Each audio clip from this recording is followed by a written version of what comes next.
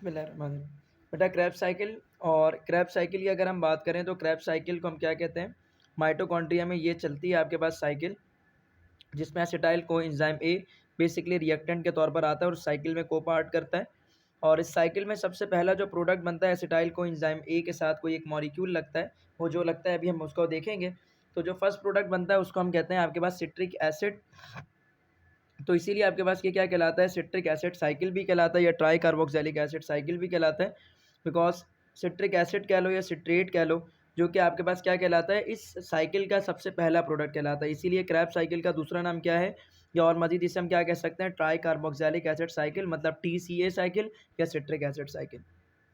ठीक है।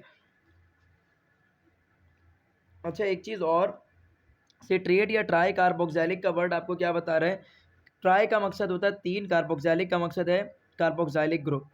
तो ट्राई कार्बोक्सिलिक एसिड साइकिल में जो सिट्रेट बनता है, इसमें आपके पास कितने कार्बोक्सिल ग्रुप होंगे, 3 होंगे। ठीक है।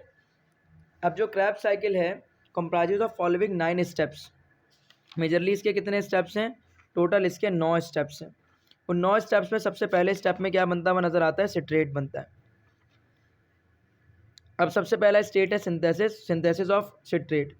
जो एसिटाइल को एंजाइम है, बेसिकली आपने देखा था ये कितने कार्बन का कंपाउंड था, सिर्फ और सिर्फ 2 कार्बन का कंपाउंड था। And a water molecule combined with oxalo acetate, 4 carbon का कंपाउंड है ऑक्सैलो एसीटेट।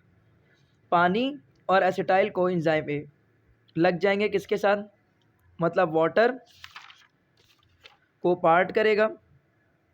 देखो यहाँ पर क्या लिखा हुआ है, ये देखो वाटर है और क्या है, acetyl co enzyme A oxalo acetate के साथ लगेंगे तो ऑक्सैलो एसीटेट किस में कन्वर्ट हो जाएगा, सिट्रेट में। ऑक्सैलो एसीटेट 4 कार्बन एटम का कंपाउंड है, एसिटाइल को एंजाइम में 2 कार्बन का कंपाउंड है, तो सिट्रेट बन गया। उसमें कितने कार्बन एटम आ गए, 6 कार्बन एटम आ गए।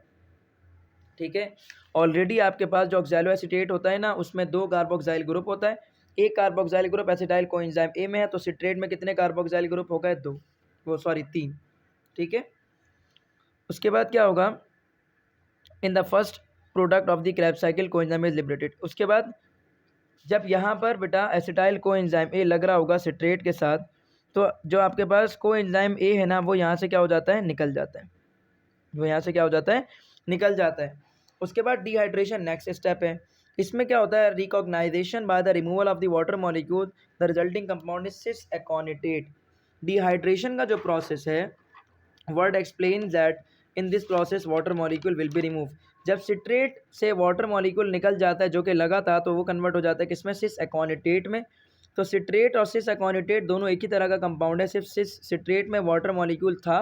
सिस aconitate is a dehydrated form of citrate, मैं कह दूं इसको, क्योंकि इससे वाटर मॉलिक्यूल क्या हो चुका है, निकल चुका है। Carbon atoms will be same, 6 और 6 वैसे ही रहेंगे। उसके बाद आगे अगर आप देखिए तो क्या है बेटा, डिहाइड्रेशन के बाद अब होगी हाइड्रेशन। डिहाइड्रेशन हो गई, अब होगी हाइड्रेशन। हाइड्रेशन का मकसद क्या है, दोबारा से वाटर मॉलिक्यूल ऐड होगा। सिस एकोनिटेट जब किस में कन्वर्ट होगा, आइसोसिट्रेट में, तो वाटर मॉलिक्यूल यहाँ पर ऐड होगा। तो again carbon atoms will be same and this is the third step of this process. तो पहले हो गई डिहाइड्रेशन, देन फिर hydration. Cis aconitate is converted into isocitrate with the addition of water. Citrate is and isocitrate are isomers of each other. Important बात यह है कि citrate में पानी नहीं था, आइसोसिट्रेट में पानी है। तो citrate and isocitrate, citrate and isocitrate are isomer. गौर करो तो सिट्रेट में पानी था, सिस एकोनिटेट में नहीं था, आइसोसिट्रेट पे वापस आ गया।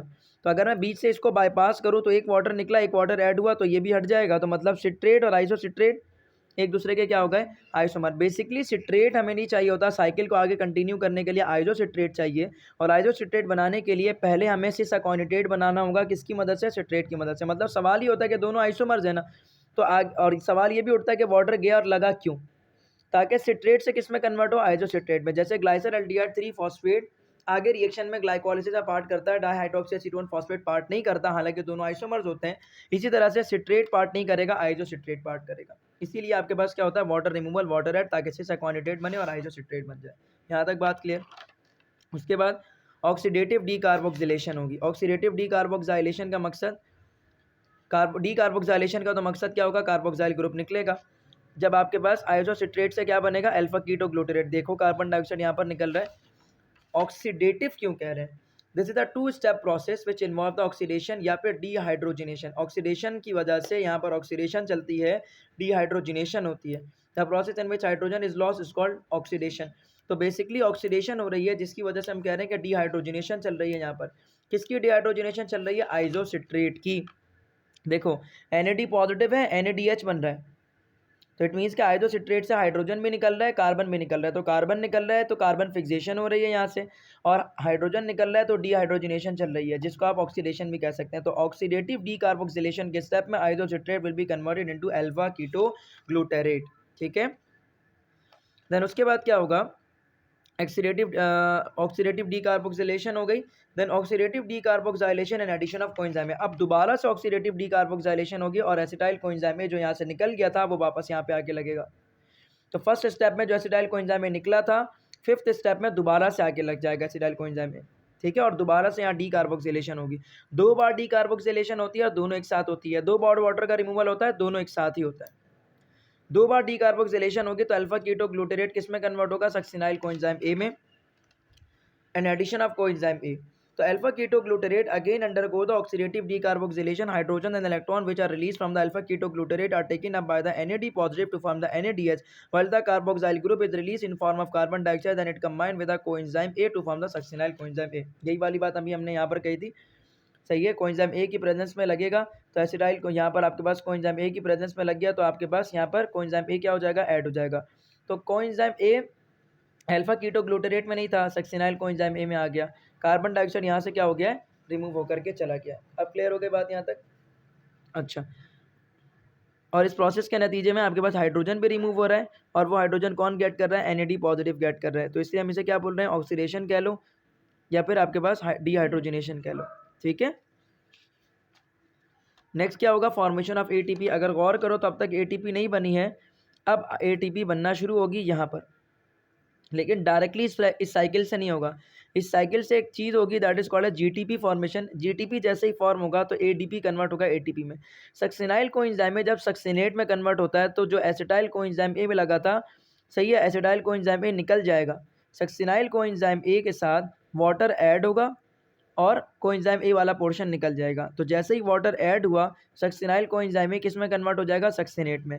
और जब सक्सिनाइल कोएंजाइम ए सक्सिनेट में कन्वर्ट हो रहा होगा तो GDP जो है किस में कन्वर्ट हो जाएगा? GTP में कन्वर्ट हो जाएगा।